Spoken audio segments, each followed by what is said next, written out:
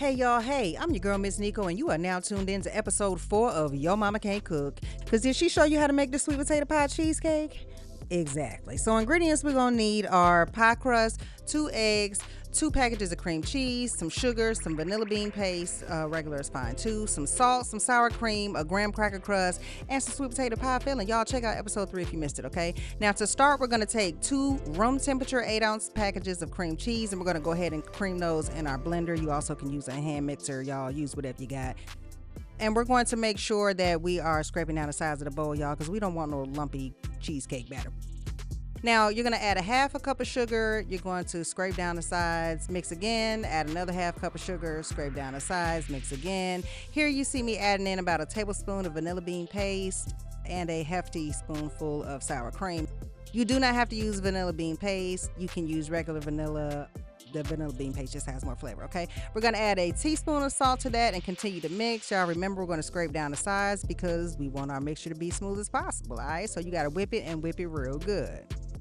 Then we're gonna go ahead and start on our eggs. Y'all make sure y'all preheat your oven on 350 because you're gonna pre-bake those 2 pie crusts for about 10 minutes.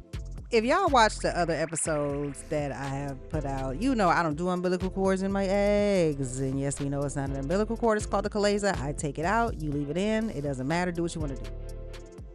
Always lightly beat your eggs before you add them to your mixture, and always taste your mixture before you add them eggs, okay? This recipe I'm giving you, it's not my exact recipe because I don't really measure when I cook. I kind of just taste until it gets like how I want it to taste. So make sure you get it how you want it to taste before you add your eggs.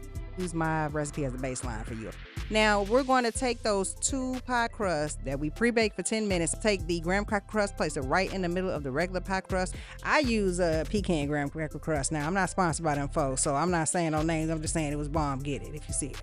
You can use regular graham cracker crust though. Anyway, you're gonna fill it with your cheesecake filling, and then you're gonna take some sweet potato pie filling and you're gonna run that in spoonfuls right over the top. Once again, if y'all missed episode 3, go ahead and watch that because that's where I showed you how to make my sweet potato pie. This is just something that I had saved because I knew I was gonna make cheesecake, and I was like, I ain't made a sweet potato pie cheesecake in a long time, so this would be good for that. Anyway, you're gonna take a utensil, preferably a knife. I use a spoon right here because I was being lazy and I didn't feel like getting a knife. But get you a little butter knife or something, and you're just gonna go back and forth in one direction, turn the pie, and back and forth in the other direction, kind of like a tic-tac-toe. You can make whatever desires you want, honey. Whatever design your heart desires. Y'all see the Virgo in me is trying to fill in that little space.